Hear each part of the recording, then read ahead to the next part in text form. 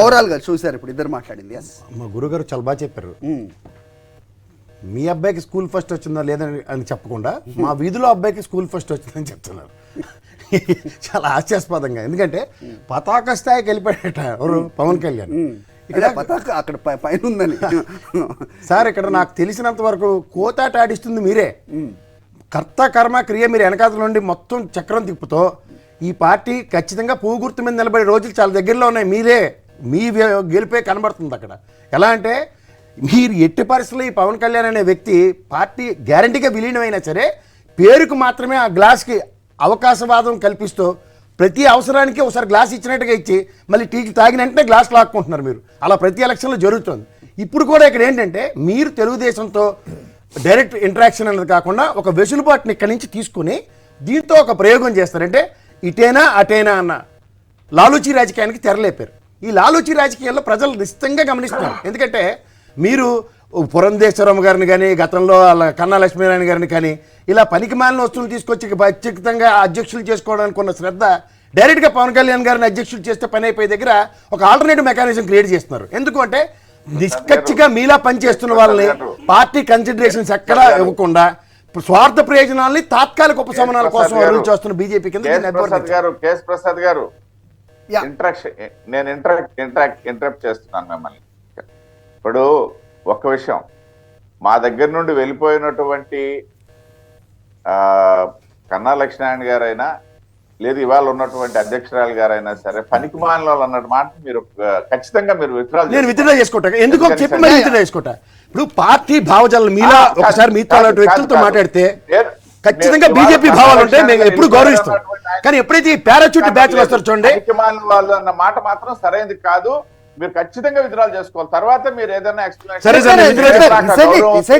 అయితే ఇక్కడ చెప్పారు తిరుపతిరావు గారు మీ మీద గౌరవంతో నేను విత్డ్రా చేసుకుంటున్నా. చర్చ పక్కకి వెళ్తోంది సార్, చర్చ పక్కకి వెళ్తోంది. నేను మీ మీద గౌరవంతో ఆ మాట వెనక్కి తీసుకుంటున్నాను. రెండో విషయం ఎందుకు చెప్తున్నానంటే పనికిమాలిన అన్నదానికి ఎప్పుడైతే బీజేపీ భావజాలాలకి ఎవరు అలైన్ అవ్వలేదు, దాన్ని వాడొద్దు దయచేసి. నా పోలేండి, నేను ఒక మాట చెప్తున్నా, ఆ మాట విత్డ్రా చేసుకున్నాను. కానీ ఎందుకు చెప్పాల్సి వస్తుందంటే ఎత్తట్లేదు, నేను ఎత్తకుండా వివరిస్తాను.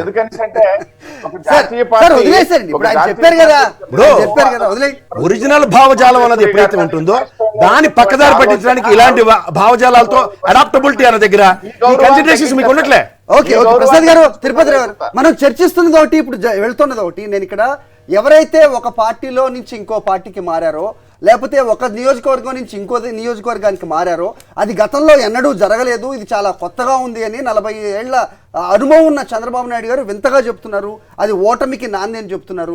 దీని గురించి మీ టేక్ ఏంటి చెప్పండి. ఆయన సార్ నాకు ఒక్క నిమిషం తిరుపతిరావు గారు, ఇప్పుడు మీకు ఒక మాట చెప్తా సార్.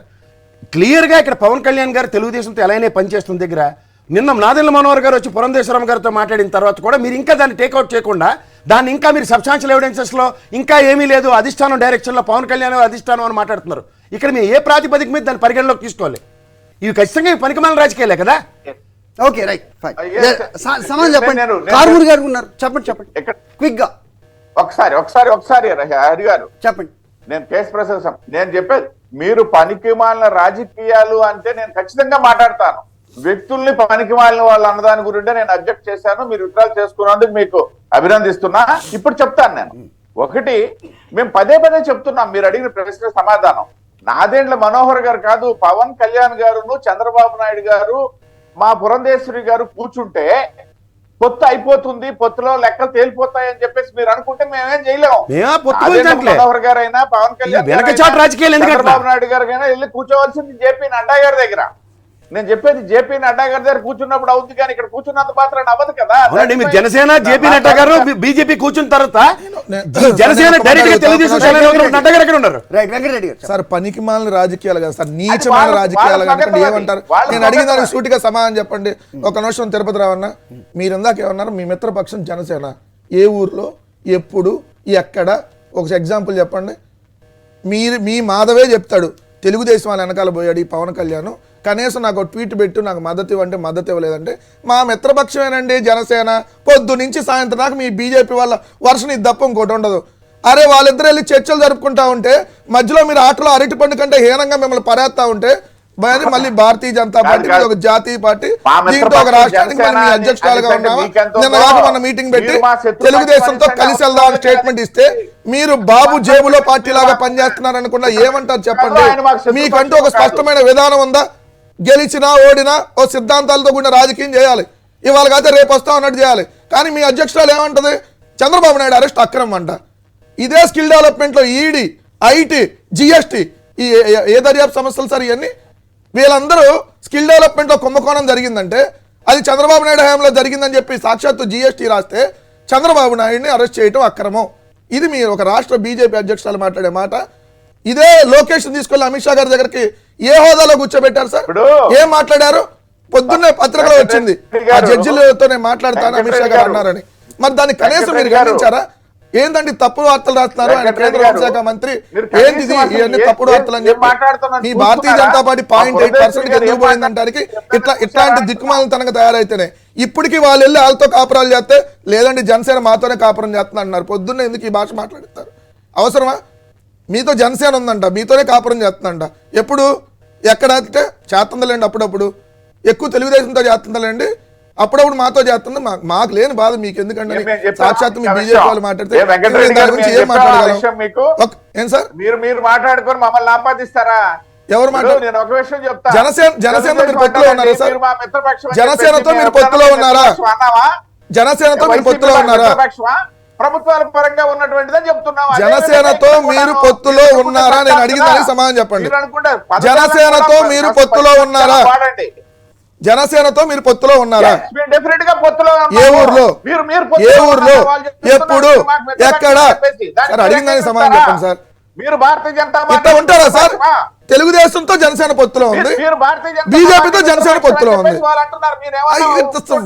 అసలు నాన్సెన్స్ రాజకీయాలు ఎక్కడ ఉంటాయా మీకన్నా వద్దులేండి నేను మరి మాట్లాడితే బాగుండదు వయసు పరంగా మమ్మల్ని గౌరవించి మాట్లాడుతున్నా అరే మీరు పొత్తులో ఉన్నారంటారు వాళ్ళు పొత్తులో ఉన్నారంటారు మీకన్నా సిగ్గులేదు వాళ్ళకన్నా సిగ్గులేదు మళ్ళీ దీని మీద మళ్ళీ ఎందుకు మనం మాట్లాడిస్తారు నాకు అర్థం కాదు మీకేం చెప్తున్నా తిరుపతిరావు గారు నిజంగా ఇది సామాన్య బీజేపీ కార్యకర్త కూడా అడిగే ప్రశ్న సార్ ఇది ఎందుకంటే పవన్ కళ్యాణ్ అక్కడ ఎల్లో జెండా మీద ఉంటే దాన్ని మీరు చాలా గర్విస్తున్నాం అని మీరు చెప్పడాన్ని నిజంగా బీజేపీ కార్యకర్త ఏ రకంగా చూస్తారండి సో బీజేపీ ఒక సెకండ్ ఆల్టర్నేటివ్ గా రాష్ట్రంలో రావాలనుకునే ఎన్డీఏ కూటమిలో జనసేన ఉందా జనసేన ఎన్డీఏ కూటమిలో లేని పార్టీలోకి వీళ్ళు ఇంకా బాతోనే ఉన్నారండి వాళ్ళు ఏం మాట్లాడతారు మీ మాటల్లో మీరే చెప్పారు కాంగ్రెస్ తో అక్కడ చంద్రబాబు నాయుడు గారు చేసే మంతనాలన్నీ మేము గమనిస్తూనే ఉన్నామని ఇదంతా కూడా ఏ రకంగా ఉందో మీరే చెప్పండి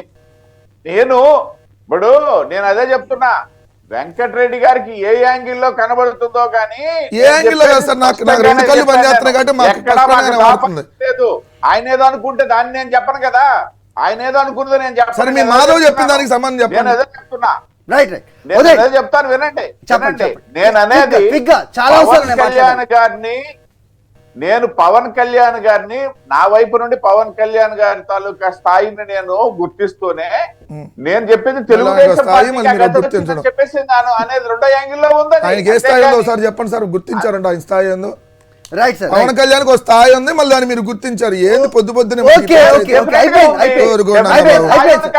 ఏళ్ళ నుంచి రాజకీయాల్లోకి వచ్చి ఆయన స్థాయి మళ్ళీ మీరు ఆ స్థాయిని గుర్తించారు మీకన్నా లేదు ఆయన కన్నా లేదు మీరు లేని ఇద్దరు నుంచి డిస్కషన్